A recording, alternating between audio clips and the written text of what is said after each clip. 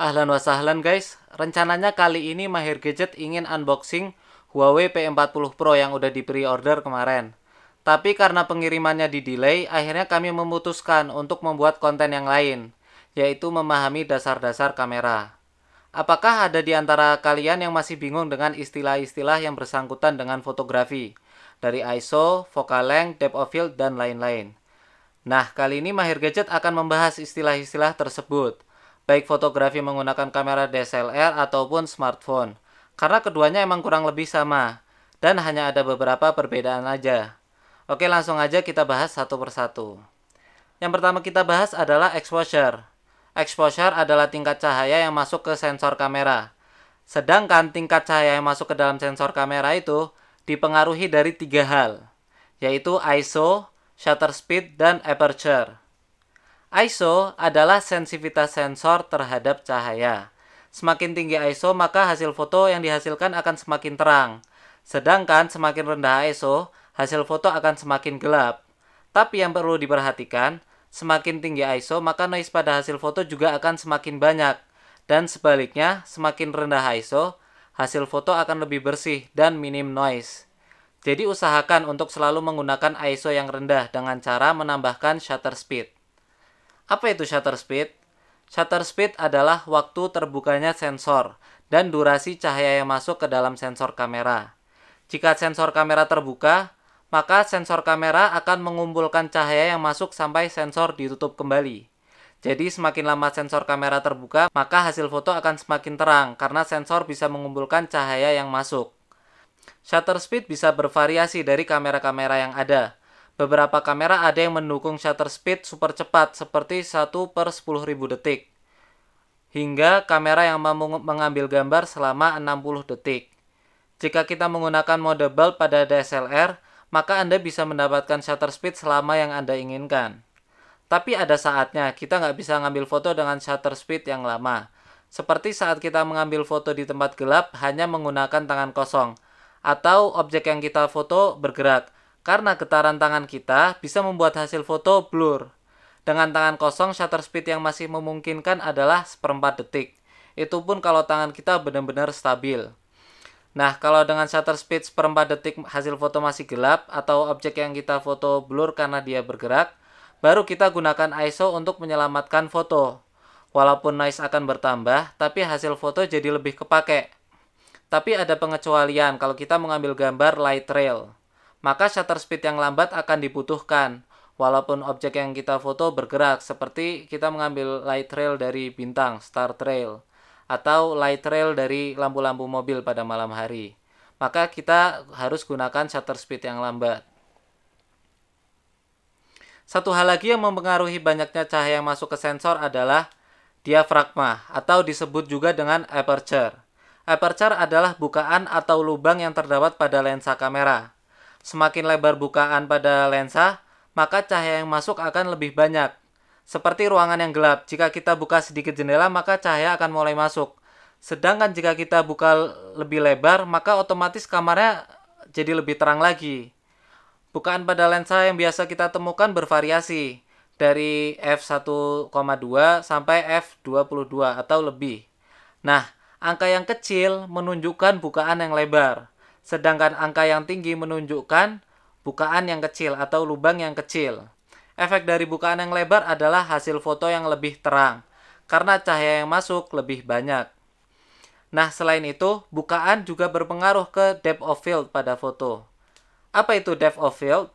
Atau kita sebut DOF aja untuk menyingkat. DOF adalah rentang fokus di foto. Semakin sempit DOF, maka semakin sedikit pula rentang ketajaman pada foto. Ini adalah contoh foto dengan DOF yang sempit. Bisa kita lihat ketajaman pada foto ini hanya terdapat dari sebagian kecil foto. Sedangkan jika kita atur aperture kebukaan yang lebih sempit atau lebih kecil, maka area foto yang tajam akan semakin luas.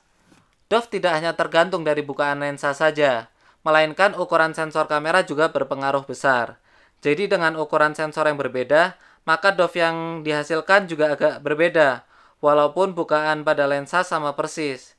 Jadi kamera dengan sensor yang besar lebih berpotensi untuk menghasilkan foto yang lebih blur dibanding sensor kamera yang ukurannya lebih kecil. Jadi, selain bukaan dan ukuran sensor, focal length juga berpengaruh ke depth pada foto. Focal length adalah sudut pandang pengambilan foto. Biasanya focal length ditulis dalam satuan milimeter, 22 mm, 50 mm, dan lain-lain. Semakin kecil angka atau semakin pendek focal length, maka semakin jauh jarak objek dari lensa. Begitu juga semakin luas hasil foto yang bisa didapat oleh lensa. Jadi hasil foto yang didapatkan lebih wide. Sebaliknya, semakin panjang focal length atau semakin besar angkanya, 70 mm, 200 mm, maka objek akan semakin dekat dengan lensa. Tetapi, pandangannya juga jadi semakin sempit. Nah, jadi kalau kita ambil foto dengan focal length yang jauh seperti 200 mm atau lebih, maka blur yang dihasilkan akan semakin terlihat. Dan depth pun juga akan semakin sempit. Sekarang kita bahas dynamic range. Dynamic range adalah kemampuan kamera dalam mengambil bagian terang dan gelap dari foto sekaligus. Tiap kamera memiliki dynamic range yang berbeda-beda. Ada yang 6 stop, 8 stop, 10 stop, dan seterusnya. Sedangkan mata kita sendiri yang diciptakan oleh Allah memiliki rentang dynamic range yang paling tinggi. Masya Allah. Nah, semakin tinggi stop yang bisa didapatkan kamera, maka semakin tinggi pula kamera bisa mendapatkan detail di bagian gelap yang dinamakan shadow, ataupun detail di bagian terang foto yang dinamakan highlight. Tentunya ini bermanfaat ketika kita ingin mengambil foto objek dengan pencahayaan yang kontras. Misalnya kita akan mengambil foto dengan background yang terang, seperti langit, tapi dengan foreground yang gelap. Kalau kamera kita memiliki dynamic range yang rendah, otomatis detail di bagian gelap akan hilang. Sebaliknya, jika kita naikkan exposure di bagian foreground, di bagian terang akan hilang. Jadi kita nggak bisa mendapatkan detail dari keduanya secara bersamaan.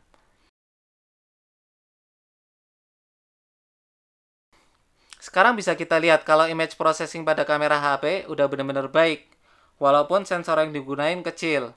Tapi dengan bantuan software, dynamic range pada kamera HP terbilang sangat baik. Padahal jika kita lihat beberapa tahun yang lalu, kamera HP masih sangat kesulitan dalam mengatasi kondisi ini. Nah, waktu Google pertama kali rilis HP Google Pixel dengan teknologi HDR+, atau menggabungkan beberapa foto dengan exposure yang berbeda, dengan teknologi ini, dynamic range yang didapat sangat baik. Google Pixel pada saat itu merupakan smartphone pertama yang mampu mendapatkan foto yang baik walaupun dalam kondisi dengan pencahayaan yang rumit. Akhirnya langkah image stacking atau penggabungan beberapa foto dengan exposure yang berbeda diikuti dengan smartphone brand-brand lain. Hingga saat ini kita bisa lihat bahwa dynamic range pada rata-rata HP sekarang sudah meningkat pesat dibanding beberapa HP pada tahun-tahun lalu. Selanjutnya yang kita bahas adalah pixel binning. Pixel binning adalah penggabungan dari beberapa pixel menjadi satu. Seperti yang banyak kita lihat pada sensor Sony 48 megapiksel yang menggabungkan setiap 4 pixel menjadi satu, menjadikan hasil akhir foto yang beresolusi 12 megapiksel. Samsung juga menggunakan teknologi ini pada Galaxy S20 Ultra. Bedanya Samsung menggabungkan 9 pixel menjadi satu, yang tadinya beresolusi 108 megapiksel menjadi 12 megapiksel. Oke guys, mungkin itu aja yang bisa Ana sampaikan kali ini. Mohon maaf jika urutannya kurang rapi, karena itu yang muncul di pikiran waktu buat materi di video ini. Kalau ada yang kurang jelas, silahkan tanya aja di kolom komentar. Oke, terima kasih guys sudah nonton videonya sampai selesai. Like videonya jika suka dan dislike jika nggak suka. Terima kasih, see you in the next one.